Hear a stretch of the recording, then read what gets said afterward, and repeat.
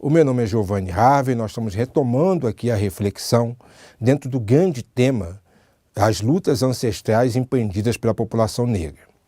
Na videoaula anterior, eu abordei 5 momentos da história do Brasil nos quais iniciativas lideradas por pessoas negras, cada qual a seu tempo, colocou na agenda o enfrentamento às desigualdades estruturais. Mais do que o conhecimento da história, que já é por si só importante, o conhecimento das lutas ancestrais empreendidas pelas pessoas negras nos provoca, nos coloca sobre os nossos ombros, no tempo presente, gestoras e gestores, a oportunidade de, estudando estes movimentos históricos, ter a noção da responsabilidade que nós temos e da maturidade que nós precisamos ter ao analisar as relações sociais no Brasil, com ênfase na responsabilidade de formular políticas públicas voltadas para o enfrentamento às desigualdades estruturais.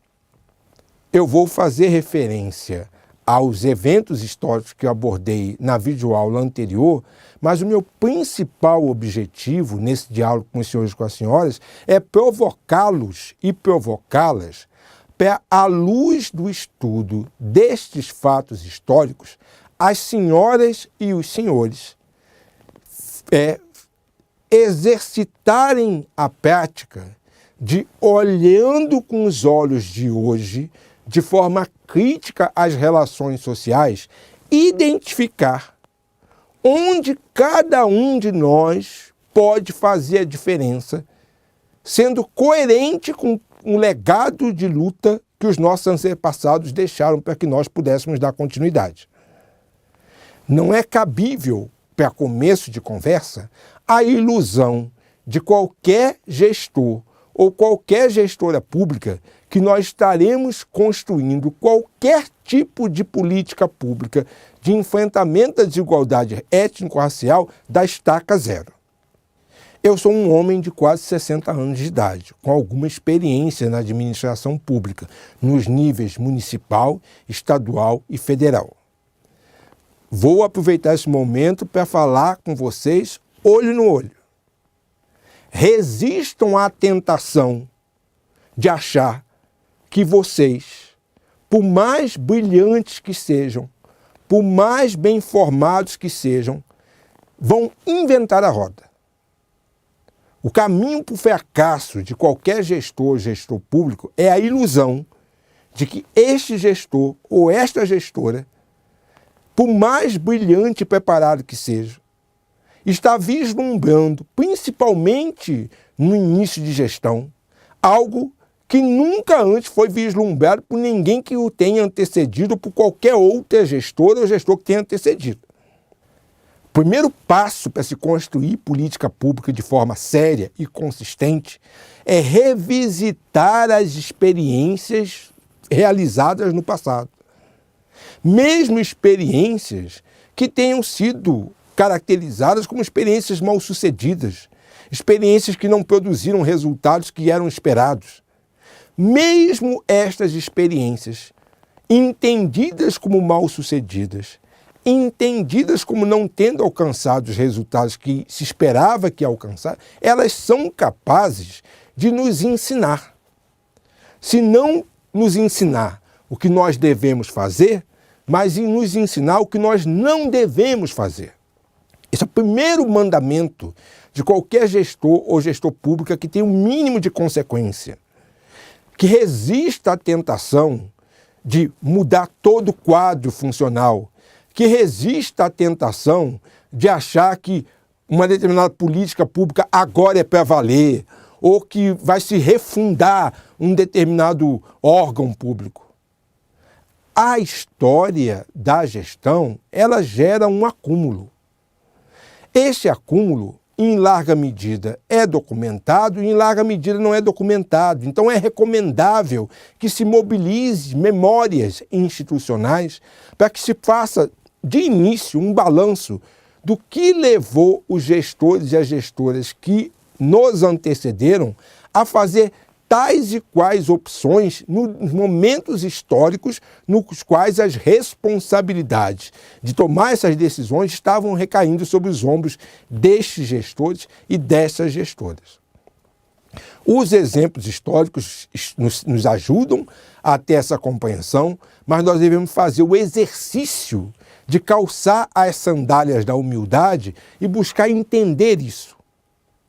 Porque é a partir do momento que nós nos debruçamos sobre essas iniciativas que nós começamos a entender os limites que estavam colocados para as pessoas que nos antecederam e quais são as oportunidades que nós temos diante de nós e como nós vamos maximizar essas oportunidades. Maximizar essas oportunidades no sentido de estabelecer diálogos com outros órgãos congêneres ao órgão que nós gerenciamos, estabelecer diálogo com órgãos que têm uma atuação complementar à atuação dos órgãos que nós gerenciamos. Então, todo esse mergulho na história do Brasil, ele teve como objetivo sensibilizar os senhores e as senhoras para que os senhores e as senhoras tenham a dimensão da responsabilidade histórica que está colocada para nós. Porque muitas vezes as responsabilidades que estão colocadas para nós parecem muito grandes. Mas quando nós olhamos para as responsabilidades que estavam sob os ombros de Zumbi dos Palmares e Ganga Zumba no século XVII, quando nós olhamos para as responsabilidades que estavam nos líderes da revolta dos Búzios no século XVIII, quando nós olhamos para as responsabilidades por desafios que estavam colocados para os líderes da revolta dos Malês, para as pessoas que construíram a Frente Negra Brasileira no século passado, para a visão de Abdias de Ruth de Souza ao construir o Teatro Experimental do Negro. Quando eu, pessoalmente, não sei o sentimento que os senhores e as senhoras têm, quando eu, pessoalmente, me debruço sobre esses exemplos históricos, o primeiro sentimento que eu tenho é de gratidão a essas pessoas pelo legado que essas pessoas deixaram para nós. Pelo tanto que essas pessoas se expuseram a riscos, alguns dedicaram as suas vidas a essas iniciativas, outros perderam as suas vidas por essas iniciativas, para que nós pudéssemos hoje ter as condições objetivas que nós temos de dar continuidade a essa luta. Então, esta responsabilidade impõe para nós o dever de não nos acomodarmos, de não nos acumpliciarmos de iniciativas de políticas públicas que não vão produzir efeito algum. Políticas públicas baseadas em um senso comum, que não arranham relações de poder, que não tiram as pessoas da zona de conforto, que não constroem degraus que nos permitam elevar o patamar do entendimento que nós temos em relação às nossas responsabilidades. Hoje, no Brasil, nós estamos tendo uma experiência histórica que nós não tivemos até então, e eu vou citar especificamente, eu gravo essa videoaula no ano de 2023, no início de 2023, com pessoas, no momento no qual pessoas negras estão assumindo posições que nunca foram assumidas por pessoas negras ao longo da história dessa república. Eu falo no momento no qual nós temos uma mulher negra assumindo a presidência do Instituto de Pesquisa e Economia Aplicada, o IPEA. Eu falo no momento no qual nós temos uma mulher negra assumindo a presidência, a direção-geral do Arquivo Nacional. Eu falo no momento no qual nós temos um homem negro assumindo a liderança do Ministério de Direitos Humanos. Que nós temos uma jovem mulher negra assumindo a liderança do Ministério da Igualdade Racial. Que nós temos uma artista renomada assumindo a liderança do Ministério da Cultura. Que nós temos uma série de outras pessoas negras assumindo posições nas mais variadas áreas da administração pública, a exemplo do que já aconteceu em outros momentos da história do Brasil. E eu citei numa videoaula anterior a experiência do Rio de Janeiro nos anos de 1983 a 1986, durante o primeiro governo Leonel Brizola. Então isso impõe a cada um de nós, gestores e gestoras, muita responsabilidade, muita consequência. gerir política pública no sentido de que essas políticas públicas possam alcançar a população que precisa da forma mais universal possível e possa trazer a transversalidade para a gênese do processo de formulação de política pública não é uma tarefa qualquer. E essa tarefa exige de cada um de nós que nós saiamos da nossa zona de conforto. Que nós possamos exercitar visões de futuro. O que nós queremos construir para a sociedade brasileira nos próximos 30 e 40 anos? Onde nós queremos chegar? Onde os quilombolas do Quilombo dos Palmares queriam chegar? Quando construíram e mantiveram por 100 anos o Quilombo dos Palmares. Eles não foram guiados apenas pela necessidade de resistir. Eles foram guiados por uma visão de construção de relações sociais que rompiam completamente com os padrões estabelecidos. Onde as pessoas participaram da conjuração baiana, no final do século XVIII, queriam chegar? Quais ideais que inspiraram essas pessoas a colocarem as suas vidas em risco? Onde que as pessoas que lideraram a revolta dos malês queriam chegar? Que ideal fez com que essas 600 pessoas se rebelassem em Salvador no século XIX? Será que essas pessoas tinham as condições objetivas ideais para empreender essa iniciativa? Essas pessoas nos deixaram um legado. Legado que inspirou a Frente Negra Brasileira, legado que inspirou Abdias Nascimento. O que nós, na condição de privilégio, se nós compararmos com as condições nas quais essas pessoas que eu citei viveram, nesta condição de privilégio, qual é a nossa tarefa enquanto gestores e gestoras públicas? É achar que nós vamos inventar roda? É achar que a política de igualdade racial são eventos? É achar que a política de igualdade racial são cerimônias?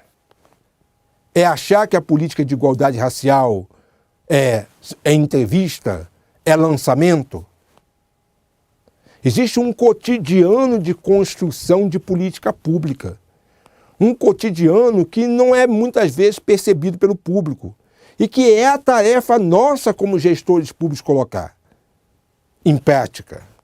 Um cotidiano baseado em indicadores. Porque sem indicador não há política pública.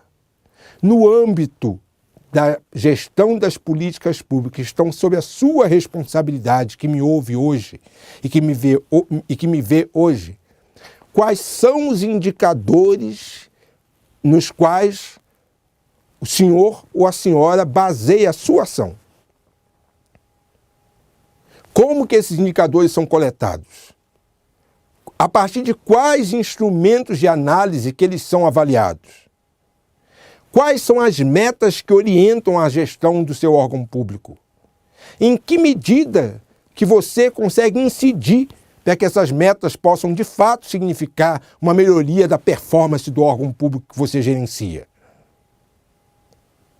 Qual é a parcela da responsabilidade de continuar a evoluir a gestão das políticas públicas que você está tomando para você?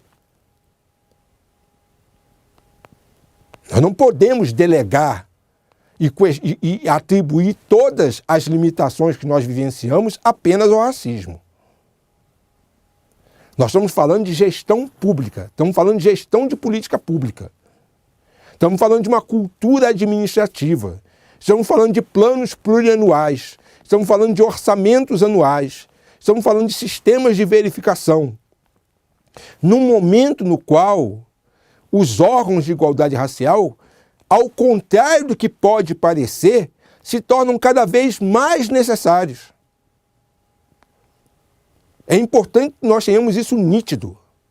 O fato de pessoas negras estarem assumindo posições mais do que merecidamente, na gestão de órgãos responsáveis por políticas universais, não tira a responsabilidade dos órgãos especializados na gestão da política de igualdade racial de conduzirem esta articulação, de conduzirem no papel de maestros e maestrinas a concertação disso, que não caberá ficar em nenhum órgão universal, por mais brilhante que seja o gestor, a gestora negra que faz a liderança desse órgão. Essa centralidade permanece nos órgãos de igualdade racial, mas exigirá dos gestores e das gestoras dos órgãos de igualdade racial um nível de competência e um nível de compreensão do todo que talvez não tenha sido exigido antes. Quando as políticas de enfrentamento às desigualdades raciais estavam restritas aos órgãos de igualdade racial, talvez fosse possível se aceitar níveis maiores de amadorismo. Se os órgãos de igualdade racial não derem um salto de qualidade em termos de posicionamento e de compreensão do sistema de gestão do Estado como um todo, estes órgãos serão engolidos por órgãos universais que eventualmente sejam liderados por gestores ou gestoras com uma capacidade de engajamento maior. E a política pública não pode depender de engajamento produto do carisma ou da personalidade do gestor A, B ou C, da gestora A, B ou C.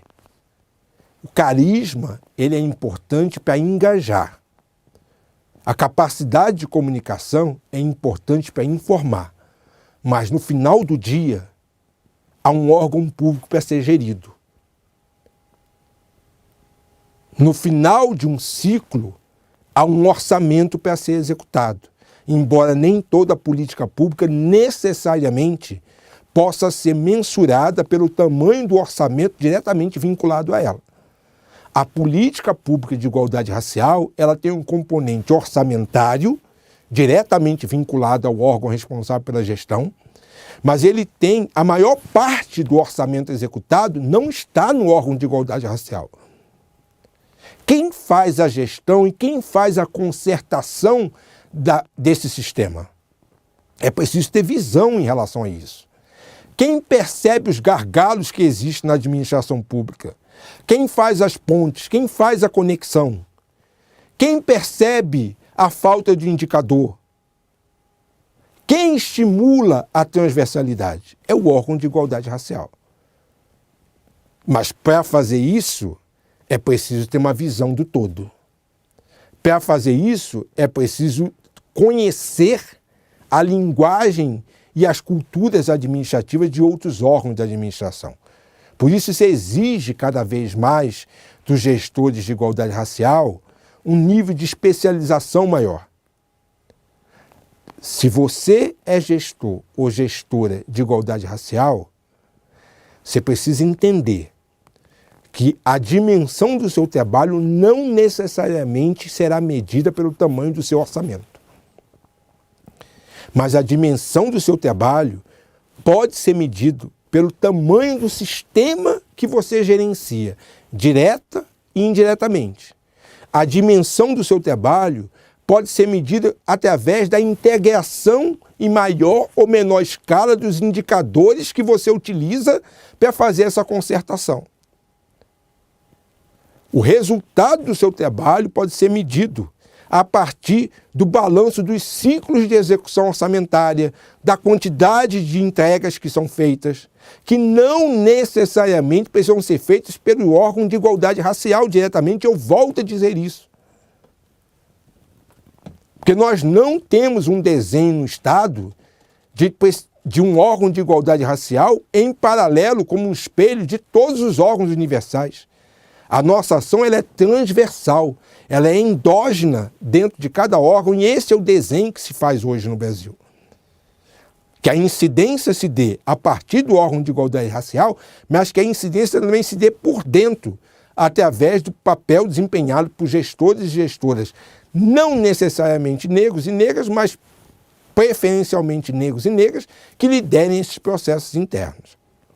Esta é a responsabilidade que um programa de gestão, e o Vetor Brasil é pioneiro na construção desses programas de gestão no Brasil, essa é a prioridade que nós devemos alcançar.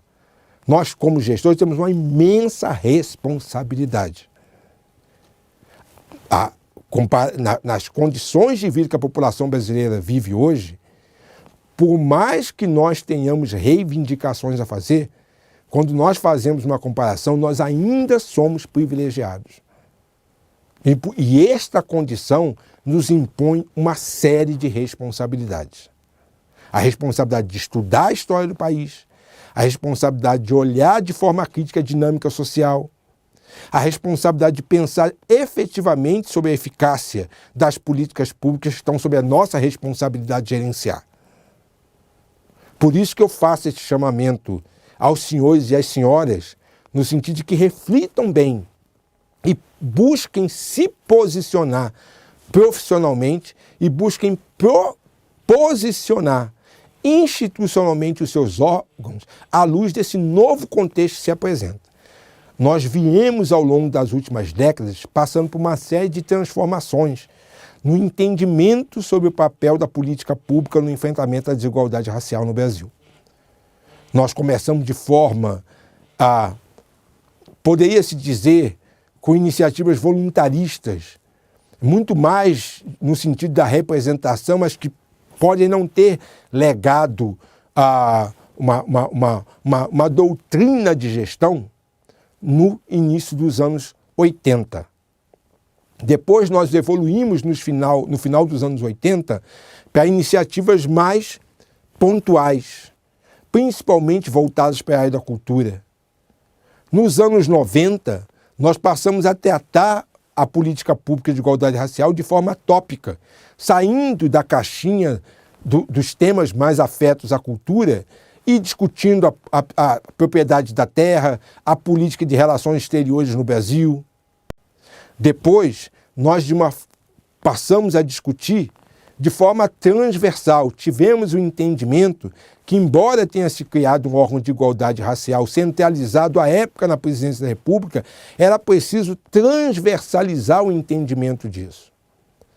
Depois de consolidar o entendimento da transversalidade, nós tivemos o entendimento que era preciso criar um sistema de gestão, o SINAPIR, existente e objeto de investimentos hoje por parte da administração do governo federal. E hoje nós chegamos no limiar de um outro momento. Um momento no qual o debate sobre as políticas públicas de promoção da igualdade racial busca se espelhar a partir de uma visão universalista.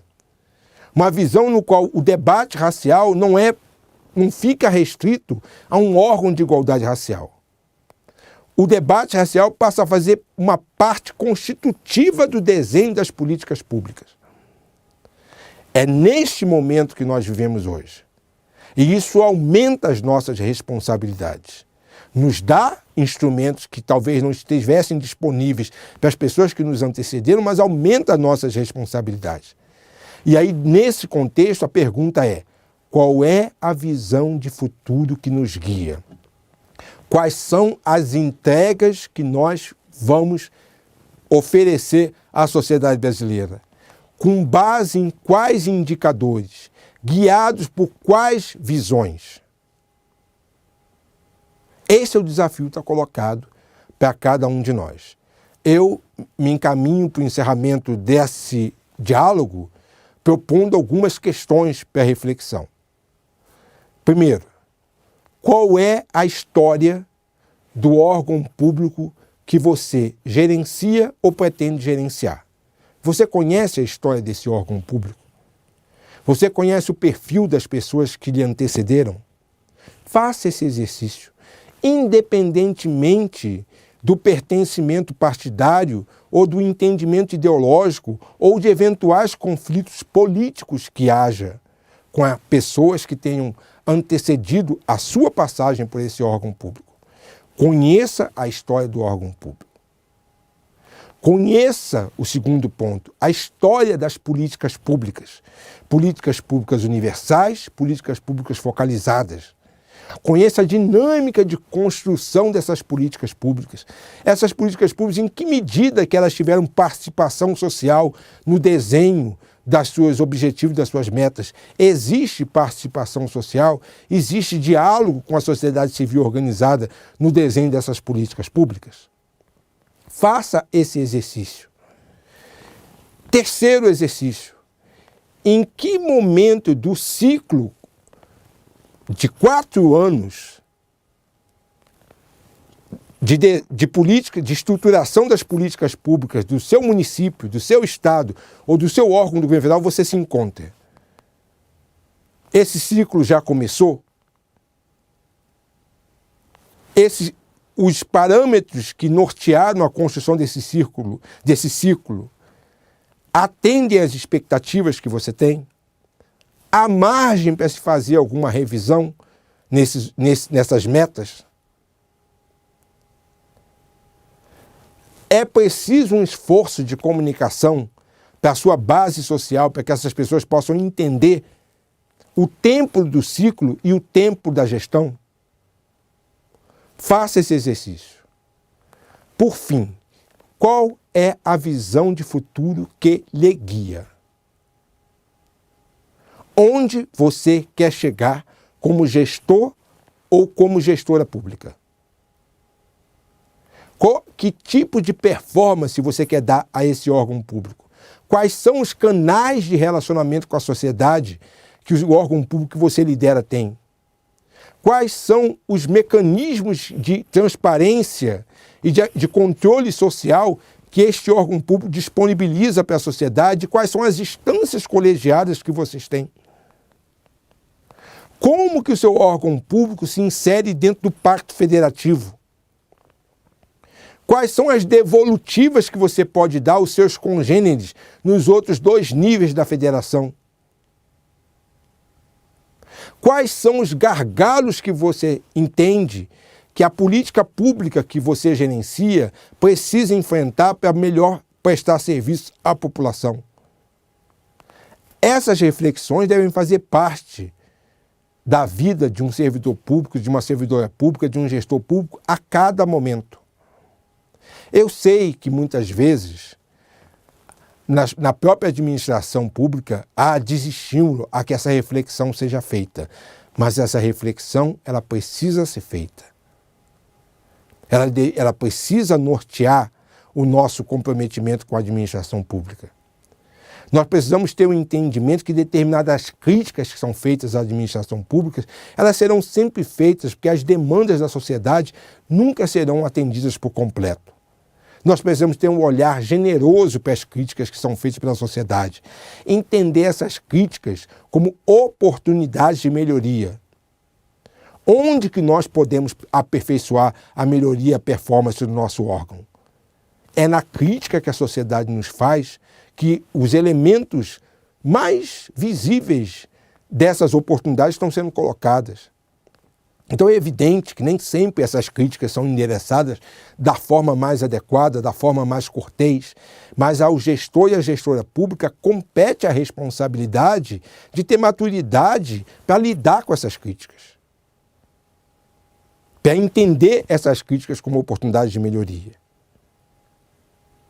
Ouvindo quem lhes antecedeu, ouvindo quem lhes critica, procurando integrar a ação do seu órgão aos demais órgãos, entendendo que nem tudo que parece concorrência entre órgãos é necessariamente negativo à medida que é possível se reposicionar e transformar o que é concorrente em complementar. Eu encerro aqui, agradeço a vocês pela oportunidade de dialogar e de buscar, a partir do estudo da história, de fatos históricos, da própria gestão, estimulá-los a um entendimento mais consequente sobre as responsabilidades que recaem sobre os nossos ombros. Obrigado.